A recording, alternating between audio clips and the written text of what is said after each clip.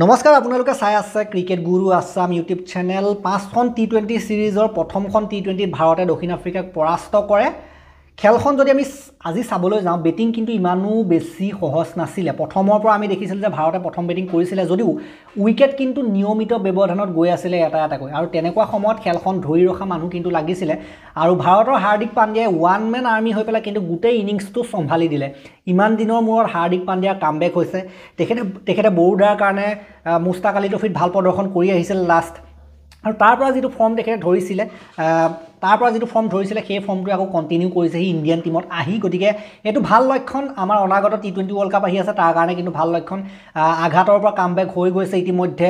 হাৰ্দিক পাণ্ডিয়াৰ আঘাত হৈছিলে কাৰণে ইমান দিন আঁতৰি আছিলে, আৰু টি20 ৱৰ্ল্ড কাপৰ কাৰণে যে তেখেত কিমান এজন ইম্পৰ্টেণ্ট প্লেয়াৰ সেইটো পুনৰ এবাৰ তেওঁ প্ৰমাণ কৰি দেখুৱালে। এনেকুৱা এখন খেল য'ত নেকি টিম বিপদত পৰি আছিলে, টিমৰ স্ক'ৰ 150ৰো পাৰ নহ'ব নিচিনা লাগি আছিলে, তেনেকুৱা অৱস্থাত হাৰ্দিক পাণ্ডিয়াই ইমান এটা সুন্দৰ বিচক্ষণতা প্ৰদৰ্শন কৰিলে, ইমান সুন্দৰ ইনিংছৰ প্ৰদৰ্শন কৰিলে, সকলোফালে মিলাই দিলে এনেকুৱা ধুনীয়াকৈ যে ইণ্ডিয়াৰ টাৰ্গেট 170 পাৰ হৈ গ'ল, 176 টাৰ্গেট হৈ গ'লগৈ। গতিকে আজি খেলখনৰ গোটেই মেইন মানুহজনেই আছিলে হাৰ্দিক পাণ্ডিয়া। গতিকে আজি যদি চাই আমাৰ ইণ্ডিয়া প্ৰথম বেটিং কৰি পেলাই 175 ৰান কৰিছিলে 6টা উইকেটৰ লোকচানত। প্ৰথমতে কিন্তু যথেষ্টকেইটা উইকেট গৈছিলে। অভিষেক 12টা বলত 17, শুভমান গিল 2টা বলত 4, সূৰ্যকুমাৰ 11টা বলত 12। গতিকে প্ৰথম টপ অৰ্ডাৰৰ 3জনেই কিন্তু ফ্লপ মাৰি দিছিলে। তাৰপাছত তিলক বৰ্মাই যথেষ্ট এটা শ্ল' ইনিংছ খেলিলে। তিলক বৰ্মাৰ কিন্তু কামেই সেইটো, ইনিংছটো শ্ল' কৰি মানে আগবঢ়াই নিয়াটোৱে তেখেতৰ কাম। লাহে লাহে এটেক কৰে। বিৰাট কোহলি তাৰপৰা তেখেতে খেলে, গোটেই ইনিংছটো বিল্ড কৰিবলৈ তেখেতক টিমত ৰখা হৈছে। আৰু আজি যদিওবা তেখেতে 32টা বলত 26 ৰান কৰিছে, তথাপিতো তেখেতে ইনিংছটো অকণমান যিহেতু শ্ল' কৰি দিলে, অলপ ৰখাই মেলি যেনেকৈ হ'লেও সেইটো সময়ত উইকেট গৈ আছিলে, যেতিয়া নিজৰ উইকেটটো পেলাব নোৱাৰে তেনেকৈ খেলাটো দৰকাৰী আছিলে। যেনেকৈ খেলিব লাগে তিলকে কিন্তু তেনেকৈ খেলিলে।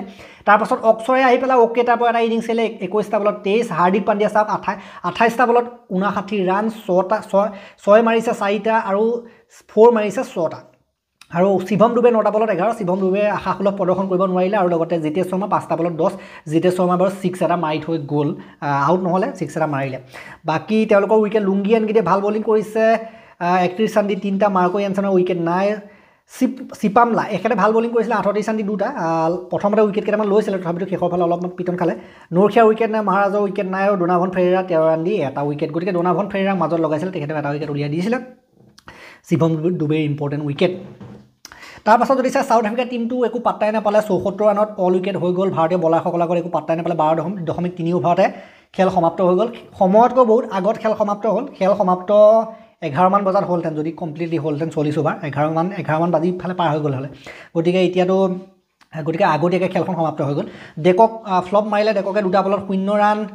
মাৰ্ক কামে 14, ষ্টাফছে 14, দেৱাল ব্ৰেভিছে 22টোৱে সৰ্বাধিক স্ক'ৰ আছিলে তেওঁলোকৰ। মিলাৰ 1, ডোনাভন ফেৰেৰা 5, মাৰ্কো য়ানছেন 12, মহাৰাজ 0, নৰখিয়া 1, চিপামলা 2, আৰু লগতে লুংগি এনগিডি 2। আৰু উইকেটৰ কথা ক'বলৈ গ'লে অৰ্শদীপ সিং 2টা 14 ৰান দি 2টা উইকেট।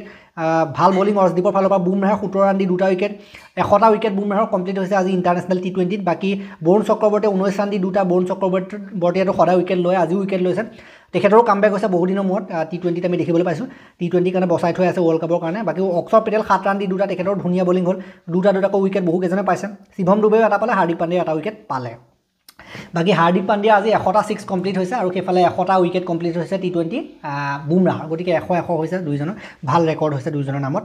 গতিকে এইখিনিয়ে আছিলে আজি খেলৰ মুঠতে ৰেহৰূপ। আজি যদি চাবলৈ যায়, দক্ষিণ আফ্ৰিকাৰ ফালৰ পৰা যিমানখিনি আশা কৰা হৈছিলে বা যিমানখিনি ভবা হৈছিলে সিমানখিনি নহ'লে, কিন্তু টক্কৰ দিব বুলি ভবা হৈছিলে। কিন্তু আজি ভাৰতীয় বেটাৰসকলক বিশেষকৈ সিফালে হাৰ্দিক পাণ্ডিয়া বচাই দিলে বাৰু। বাকী যি কি নহওক, বলিঙত কিন্তু একদম টপ ক্লাছ পাৰফৰ্মেঞ্চ দিছে। আজি মানে যিখন পিটছ আছিলে সেইখন 160, 170ৰে পিটছ আছিলে। ইমান বৰ হাই স্ক'ৰিং পিটছ নাছিলে। আমাৰ হাৰ্দিক পাণ্ডিয়াই এইকেইটা ৰান কৰাৰ কাৰণেহে ইমানখিনি ৰান হ'ল, নতুবা ভাৰতীয় টিমটো সেই 150ও চুবগৈ নোৱাৰিলেহেঁতেন নেকি, তেনেকুৱা লাগিছিলে।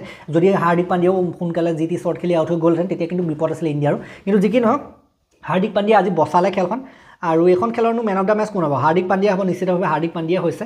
গতিকে ভাল লাগিলে, কামবেক ধুনীয়া হৈছে, সুন্দৰ কামবেক হৈছে। প্ৰথমখনটো জিকিলে, আৰু এইটো ছিৰিজ জিকিবলৈ এতিয়া আৰু 2খন খেল জিকিব লাগে। যিহেতুকে 5খন টি20 ছিৰিজ, গতিকে 3খন জিকিলে ছিৰিজটো পাই যাব। গতিকে এইটো ছিৰিজটো প্ৰথম আৰম্ভণি ভাল হ'ল যেতিয়া ভাৰতে হেৰুৱাব নালাগে। ভাৰতৰ যেতিয়া আৰম্ভণি ভাল হয় ছিৰিজবিলাকত, ছিৰিজ নেহেৰুৱায় পৰাপক্ষত।